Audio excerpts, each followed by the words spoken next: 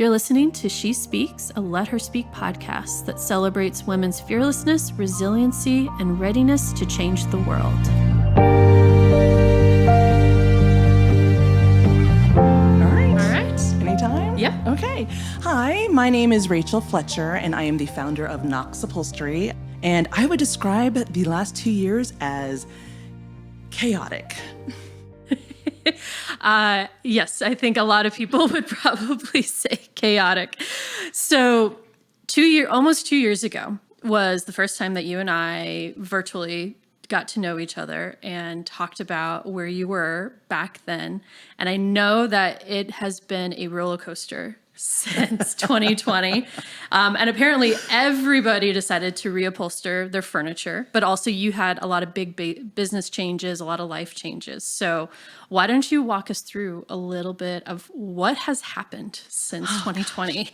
What hasn't happened since 2020? For a while I thought business was really going to go downhill because I was worried that no one was going to reupholster their furniture. And then everyone decided that they needed to reupholster their furniture because they were at home all the time and they were just sinking through their sofas and their chairs. So business just got really, really crazy. And it was quite lovely. I wasn't expecting it. But then along with the influx of business, I then had a personal life that just kind of blew up, ended up going through a divorce, separating households at the same time, while then expanding my business in kind of like a merger partnership situation, and moving out into a commercial space. So yeah, just a little bit of everything, hence chaotic. Would you say that all in all, it's been positive? Yes, Okay. yes, definitely. I mean, at the time, no. I really thought I was going to lose my mind, and I think I did there for a while. But I have a lovely therapist, and she really helped me out. But yeah, overall, it's been a good thing for me, and I'm excited to see what the rest of the year brings. So I'm so glad that you're open, that you do go to therapy, because I feel like, a lot of us do, but it's still something that is kind of hush hush. Yeah. We don't talk about it openly. But I know that there's always so many amazing things that are light bulb moments when you go to therapy. Are there any that you can share that were like, oh my gosh, I didn't even think about it or look at it that way? Oh my gosh, I think there were too many. There were just too many. I think, though, a big part of it is that my therapist did help me. She kind of pushed me to go through the divorce, which was, thank God. I'm glad she did that. So that's one of the light bulb moments. But also just, I think putting up a mirror, just realizing that, oh yeah, maybe I shouldn't be acting this way or thinking this way. And those kind of light bulb moments that just really make you introspective, and kind of get you to step outside of your own body. Mm-hmm. And I know also over the last 2 years, you've had a good amount of publicity that has come out, and you were in Wall Street Journal, right? Yes. What has that felt like to be in Wall Street Journal? It's so bizarre. Because I was also in Slate magazine, and I have another interview later on today. Actually, it's just the strangest thing. I don't know. I'm cool with it though. Overall, in the upholstery industry, it seems like finally you all are getting the spotlight that you've so deserved for a really long time, for the work that you do and the history of upholstery, and the lack of recognition that the industry has really had for especially for the skill sets that are required to do it. So, what do you think were some of the catalysts for why it's finally coming into light why upholstery is important? Sure. I think, part of it is the pandemic, because it was really a blessing for the industry because people couldn't just go out and get their sofas. They were afraid to, number one, get out and be in big box stores and touching everything that everyone else was touching. And then you had the supply chain issues where you couldn't get your sofa coming in from China because they were all stuck in port somewhere, or the factories there had shut down. So the alternative is to either live with your stuff or find an upholsterer. And a lot of people learned what we do because of that. It's been,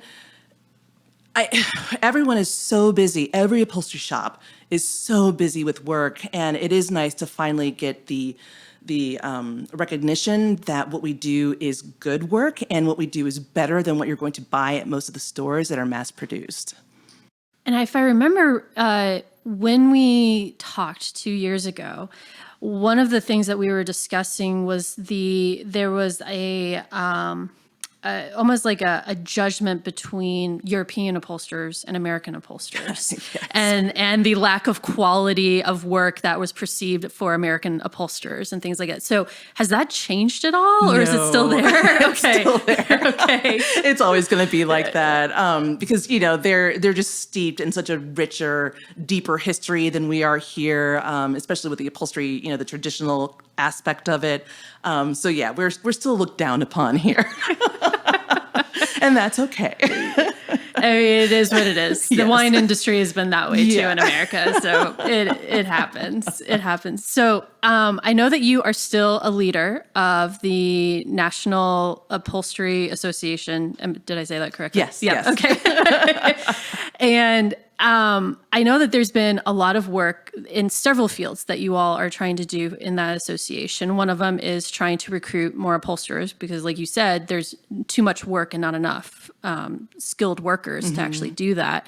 But then the other piece of it too is the story of sustainability and how much that can impact what we're doing to the earth by just simply upholstering and buying quality furniture when you can.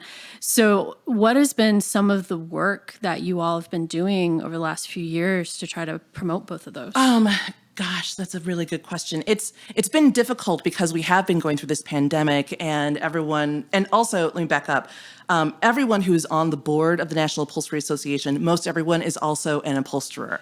And also our volunteers, they're also upholsterers. And since we are so busy with our own work, it's been difficult to try to do this nonprofit work as well, because no one's getting paid, we've been trying to branch out and reach out to other educators who are in the upholstery world to bring them together. We've recently created a task force, if you will, called the Professional Development Team. And their job really is to try to, again, get those educators together so we can maybe build something to help recruit. Because every upholstery shop needs to find help, and it just isn't out there. And as far as the sustainability goes, we had a really wonderful board member, Jamie Fasciola, who was on the board, and she was our sustainability guru. She has since left for greener pastures. She's like in her field, just doing her love and her passion. And so we're trying to fill that again. But again, when people buy local from their upholstery shops, they are being sustainable because they're cutting down the carbon footprint, by getting something from Target or, the big box stores. So then the question that I have a feeling some people listening might be is how in the world do you even start or figure out that you could be an upholsterer? Most people fall into it. Well, there are two ways. You either grow up in it because your parents did it or your grandparents did it and you grew up as a baby in the shop, right? Or you just kind of started somewhere, like you were looking at your dining room chairs and decided, oh, I can wrap some fabric on there, and you tried it. And some people, that's enough. They're done with it because they bled once and they're done, right? But other people, they just really find that that's their passion, tearing down furniture and making it pretty again. And so that's kind of the two camps on how people get into upholstery. It's not promoted. There aren't really trade schools for upholstery. It's not something that your high school teacher says, you should be an upholsterer one day instead of being a doctor. So it's just, either grow up into it or you just fall into it. So, and I remember in the interview that we did a couple of years ago that you fell into it. Yes. It wasn't a family thing, but it was just a happy serendipitous coincidence that you fell into it. And I know though that also because it is a craft and it is a skill set that you've probably evolved your technique and how you do things. So has that evolved over the last couple of years too? Yeah, absolutely. If I look back at some of the first pieces I did, oh my gosh, I just want to set them on fire. And especially because spring tying is difficult and learning to do it correctly is difficult, and making sure that the springs are all level if it needs to be level or if there's a crown on it. It's just a lot of like practice and practice and practice. And I think there's a saying that like you don't become a master of something until like 8 or 10 years in. For upholstery, I really think you're never really a master. There's no way, because you're constantly learning something, and each piece is completely different than the next one. So you have to learn how to think out of the box. So I know what spring tying is because my mom does upholstery for fun, but tell us what spring tying is. So spring tying is the foundation of your chairs and your sofas. That's basically what you're sitting on. You want to make sure it's comfortable. So ideally, 8-way hand tied springs, coil springs, are the best versus your sinuous or your zigzag springs. Because your derriere is sitting on, the seat. And if the springs aren't properly tied, you're going to feel them popping up. Or when you sit down, you're going to feel that you're kind of swaying to the side or you're falling forward. And that's just not very comfortable. Okay.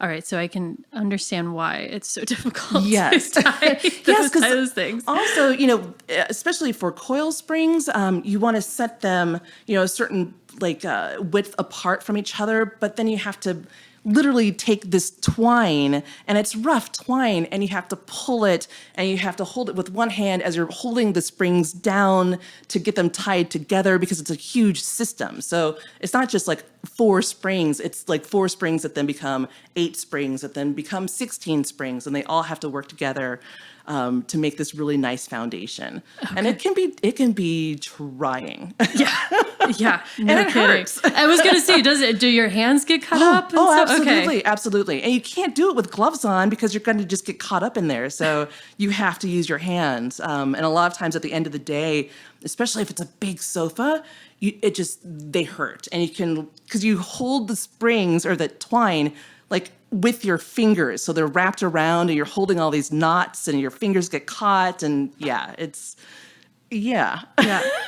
Painful. Yeah. Talk about a craft that is highly under-recognized. Yes. Right? For the amount of work and blood, sweat, and tears that goes into it. And literal blood. If I haven't bled that day, I know I haven't really upholstered anything.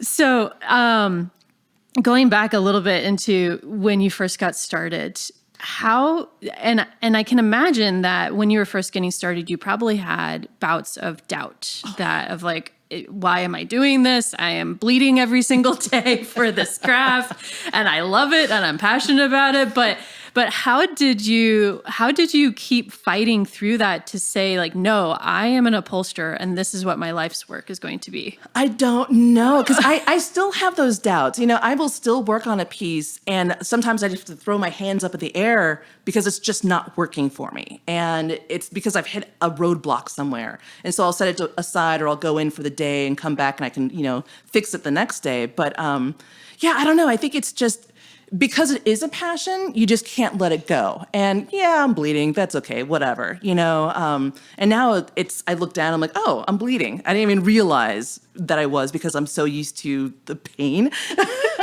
of it. But you just kind of persevere and you want to, I think for me, I want, like when I have something in my sights, I'm going to get through it and I'm going to finish it. And that's kind of who I am. So maybe that's how I got through it. I don't know. And that's how I'm still getting through it. So going along with that, considering you are in a trade that you are literally hurting yourself every single day to do this thing that you love, What do you do to care for yourself then? Scotch. That is a relevant answer. Yes, yes. Yeah, well, as you know, I play video games. That's kind of my downtime, and I garden. I take care of plants, and I've got pets. But right now, I don't know if I'm doing as much self-care besides my therapist. Actually, that's really good self-care. Oh, yeah, So for sure. yeah, that's my self-care. Okay. There you go. There you go. Gold star. Yes, Gold star. thank you. Therapy. Yeah. So one thing that I remember us talking about, well, this was recently, this wasn't in our interview, but a couple months ago, you were so totally booked up and you had you had to turn clients away and things like that. How, as a business owner, did you manage to stay sane through all of that? I'm not sure I did. Yeah, I just keep plugging along, really. And I had just recently opened up my calendar again, booking for I think June, July, but I'm getting so overwhelmed again that I might just close it down because I just can't balance everything and something has to give somewhere. And unfortunately on my end, because I'm still kind of working on my own, that's my customer service. And I feel so badly about that. So yeah, I don't know if I'm keeping my sanity or not. Again, more scotch. Right. I think that's probably just most entrepreneurs is we're constantly in this battle between sanity and chaos. Yes, yes. Yeah. I know at least I am, and I know most people usually are. But I think it's amazing the fact that you don't really advertise or anything. You haven't, at least for a long time, you haven't necessarily had to market. You have a very active social media, and especially on Instagram. So is it predominantly just people talking about you that's how people come to you? I think so. And then also, interviews help as well to get the word out. But yeah, I think it's mostly social media. My Instagram account, my Facebook account is just a mess because Facebook is just difficult to deal with. But yeah, just I think word of mouth. Yeah. Yeah. And that's one thing, when I teach classes for entrepreneurs and things like that, that's one of the things that I talk about is that you could spend $1 million and not get as much traffic as you could if you invested in really connecting with your customers and getting the word of mouth going. Yeah. And things Yeah. like, yeah. I think people also, because of that social media, people think they know me, and they like my story. And so that helps because it fosters, again, that relationship that you have with them. Especially if I love when I have a client that comes in and they give me a hug. They're like, "Oh, Rachel, I follow you on Instagram." And then when I get to know them and then I follow them back on Instagram and then you kind of, you foster that relationship and you can become friends with people. And that's really nice. Is there any particular aspects of your story that people usually connect the most with? I don't know. I think maybe it's because I started at UT, people find that interesting that I'm kind of more self-taught rather than being taught by a master upholsterer. I think that feeds into it, but I'm not sure what it is. I'm just awesome. No, You are awesome. Yeah, it's much more of a pulling myself up by my own bootstraps, and I figured this thing out on my own, and I did it, Right, and right. I'm successful at it, which I think is something that everybody can. It's very much tied to the American dream to some degree too. That I think, even though everybody has their own version of that, it's very much when we see somebody that pulls themselves up and really finds their passion and really hones that and talks about it, that we can't help but connect to that story. Yeah. And I was just thinking about this the other day that I'm being paid to do this thing that I love, and I'm making a living at it. Like I'm able to pay my bills, and that's pleasant. I like that. Well, and you're your own boss, so you don't even have to answer to anybody, which is also a really nice thing. So going into talking of being your own boss. So this whole experience that you've been going through of this partnership, merger, whatever it turns out to be, How did that get started? And how has that felt like as a business owner who did pull herself up by her bootstraps and built this thing from the ground up and now has this partnership? Yeah, it's been an interesting ride. Again, that whole chaotic, that word chaos fits right in there because his name is Morris. He is not an upholsterer, but he owns a shop up in New York, and he's expanding here. And we know each other through some of the upholstery forums on Facebook. And he does some work here in the area. And so for the past couple of years, we've kind of orbited around the same, stuff. And then, I saw him post on Facebook that he's looking to expand here and reach out to him if you're interested. I was like, let me just check and see what this is, right? At least it's going to be some reconnaissance, like who's coming into my backwoods here, my backyard. And so we started talking, and it's like, we might be good together. Maybe we could do that because he's more to the trade and commercial, whereas I'm not. I'm more residential. I don't necessarily work well with interior designers, but he really does. And so we both have our pros and our cons, our strengths and our weaknesses. And together we really think that we can just kind of, supply Knoxville what it needs as far as its upholstery needs. So yeah, we're trying to figure out again, like how it's going to work exactly, because I don't want to give up Knox Upholstery because it's my baby. And also there just aren't that many Black women who own, their own shops. And so that's very important to me. So yeah, I don't know if I definitely have to keep Knox Upholstery, but I might end up being like his manager here through Hard Knocks Interiors, which will be the company here. So we just have to see how it all pans out.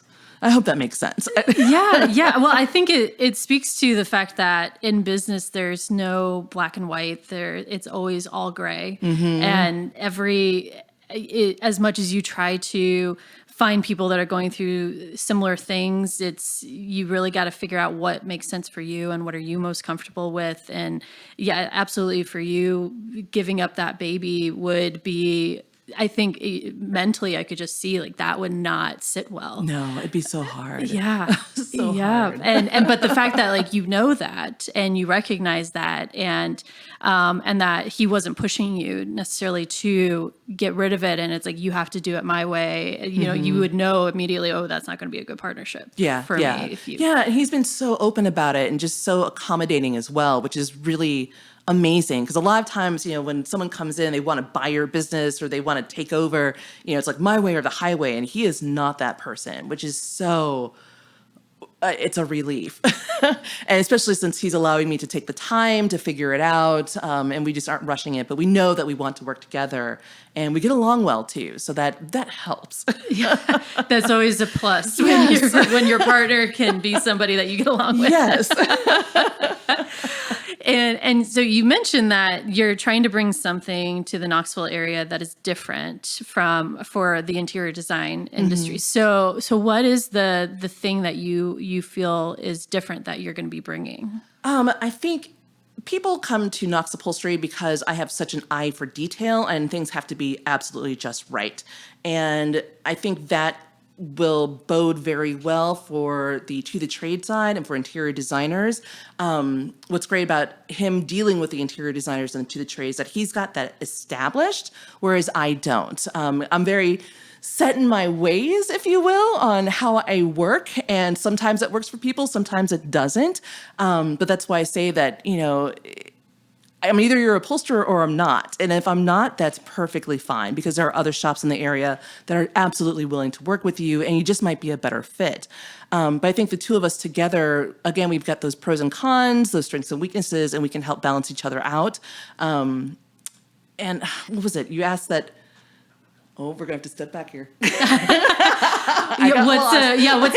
What makes your partnership a little bit different for what you're bringing for the interior design offerings here?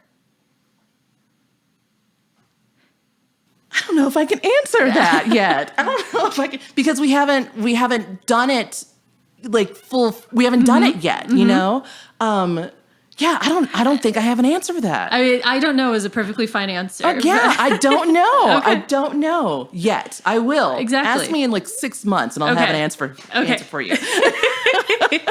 We'll follow up in 6 months. Yeah. But I think that's important for people to understand of like, you don't have to have all the answers. Yeah.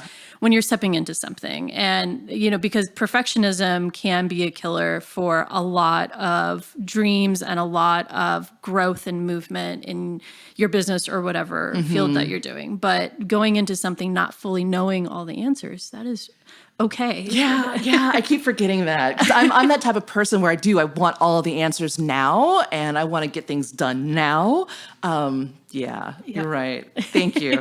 No problem. Yeah, I always love, I've read this in several places, but given that I'm married to a scientist, it's just my brain is always thinking about the scientific method anyways, because his brain is. And so I love the fact that when I think about business, I think about it more as like everything is an experiment. And so in an experiment, it's okay for the experiment to fail because at least you proved something. And you found a way that it doesn't work, right? And so you just enter into, you have a hypothesis right now of we're going to experiment with this. I have a hypothesis that this is going to work. And if it doesn't, well, I just proved that the hypothesis is false, which is fine. Yes. And then I'm going to go on and I'm going to find another hypothesis that I'm going to test because all of this is just an experiment and experiments are meant to be fun. So. That's so true. Yeah, because you have to go out on a limb, and that's totally what I'm doing. Because we don't know exactly how we're going to work together, but we know we can, and we're just going to have to make it happen. Yeah. And if you don't fail, then how are you growing?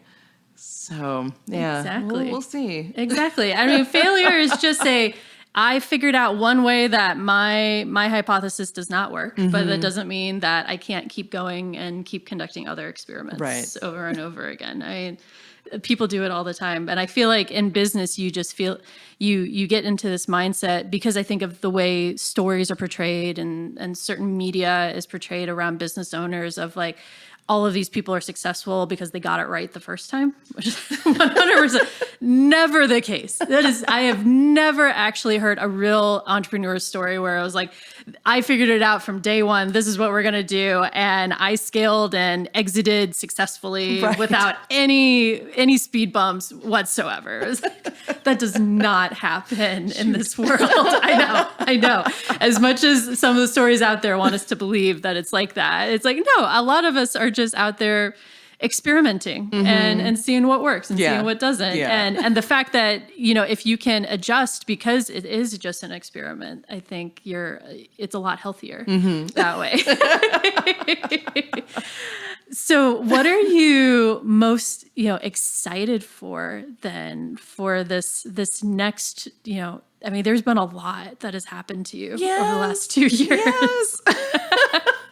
I think I was talking again to my therapist that I'm excited because, it's been crazy, but I'm excited to see where things take me because I feel kind of like I'm a freshman in college who just got dropped off on campus and there's so much to explore. There's so many hallways and so many people to meet. And that's kind of where I'm at right now. It's like, what's going to happen this year, besides World War III. But, it's like maybe, it'll be a good year, I think. And I'm excited to see exactly how things pan out. So, yeah. Is there like do you have a goal or anything? I don't know.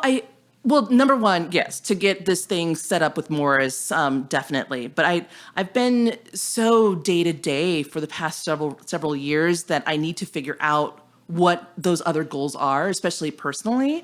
Because I feel like I'm kind of like a debutante now at her ball, just finally coming out. It's like, what do I want to do with my life? So that's where I'm at. Yeah. I mean, I think that's a really cool way to look at it though, of, a lot of times when, after you graduate from college or, you're no longer in your 20s, you feel like reinvention and changing things is a lot harder but it's something that can happen at any point in our lives. And so for you, this is your reinvention right now is going on, which is extremely exciting. It is. Maybe I'll dye my hair pink or something. I don't know. Yeah. Why not? Why not? Do something to get rid of all the grays. So. So I think I asked you this question the first time that we talked about what one of your favorite pieces has been. But since it's been a few years since we talked, is there, a piece that you're like, that was an amazing piece to do? Yes, actually, it was a relatively recent one. There was an old antique kind of Rococo style settee that came in, and it was in this pink fabric, and it had a tight seat, so there wasn't a cushion. It was just a tight seat, and she wanted to turn it into like a silver velvet sofa with a cushion.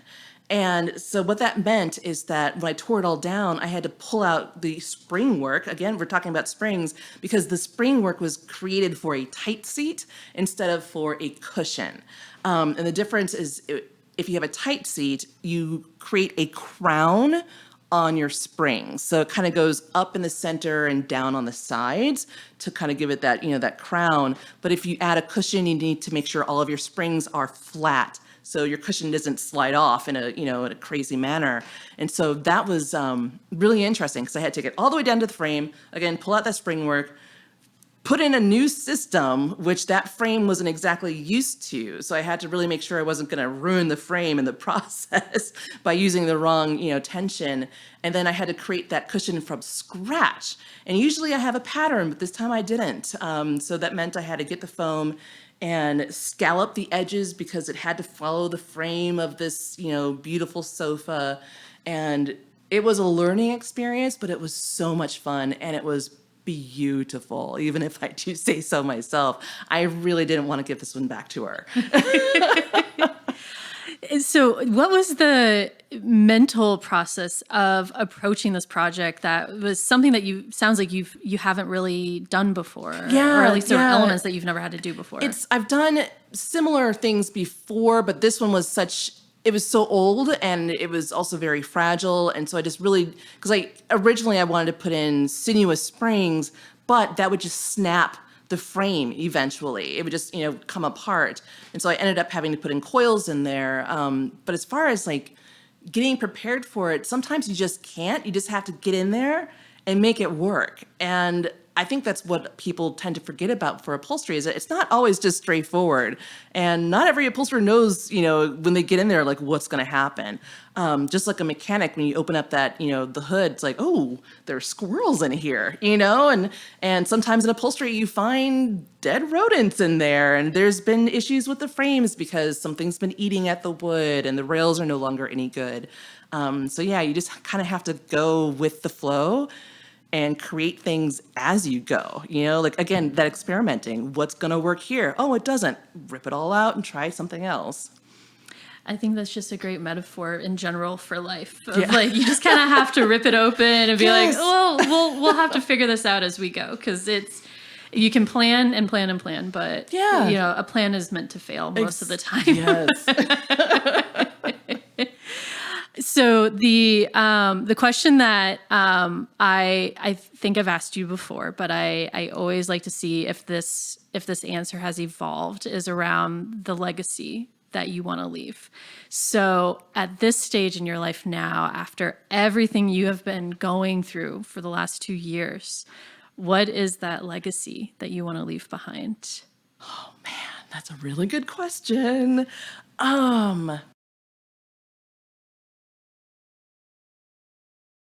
I don't know if I have an answer. I don't have an answer. What legacy? I don't know. It doesn't have to be related to your professional work necessarily. Yeah, I don't know. Again, because I am in that transition that I don't know, because I'm reevaluating everything.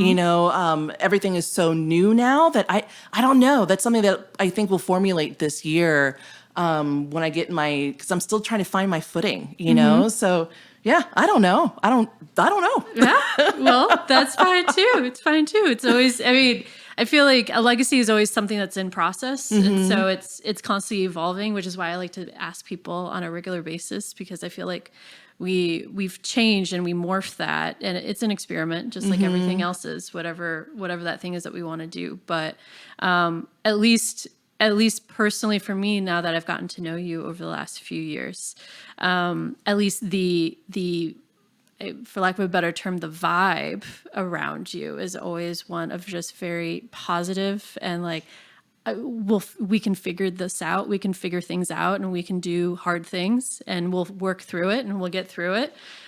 Which I think is at least for me, that's at least what I get from you.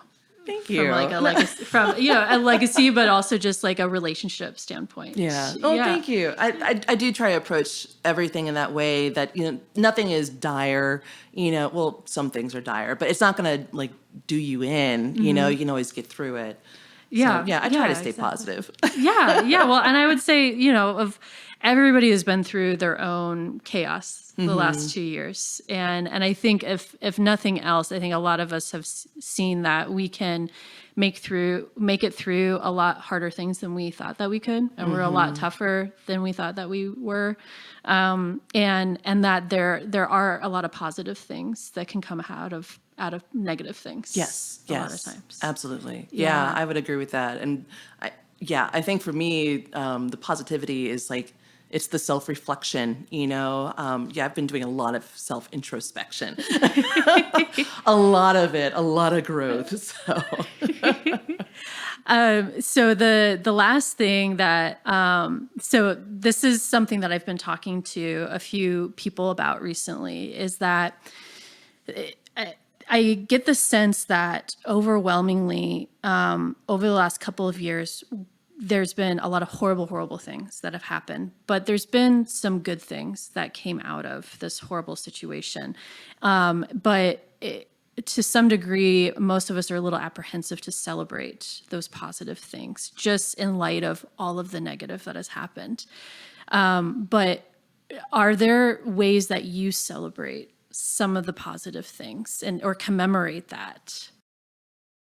I think just making it through everything is a way of celebrating that, honestly. Being able to sleep through the night for me has been a way to celebrate. That's a good thing. Yes, because it wasn't happening for a while. I think just, again, I'm just going day by day. And every time I get through, like I made it through yesterday, so I'm in a good mood today, and that's kind of how I roll, and that's how I'm celebrating currently. Okay. Yeah, that's great. I think sometimes we get so stuck on trying to look so far out that we forget to just look one day back and say like, no, I at least made it through yesterday, and I'm okay, and I am in a good mood today. So just being in a good mood sometimes is a win. Great. Well, thank you so much, Rachel, for coming back. I'm so glad that we got to hear about everything that has been going on over the last 2 years. And I'm so happy that you're so open and honest about everything that you've been through. So could you let everybody know too, so I know that you're booked up, but for like your social media and for people to see some of your beautiful, beautiful work. Sure. You can find me on Instagram. That's my jam there. My handle is at Knox Upholstery. I had to think about that for a second. And also on Facebook, it's Knoxville Upholstery. But find me on Instagram. That's where I post most of my stuff. Okay. All right. Thank you so much, Rachel. Thank you. Yeah. It's been a good therapy session. Good. Good. I was hoping it would be uplifting and positive. Thank you.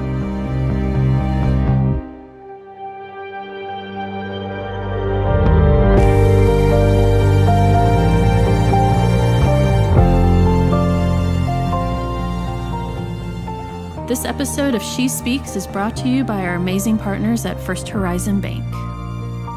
She Speaks is produced, edited, and scored by the very talented Travis Tench at Oak Hill Audio.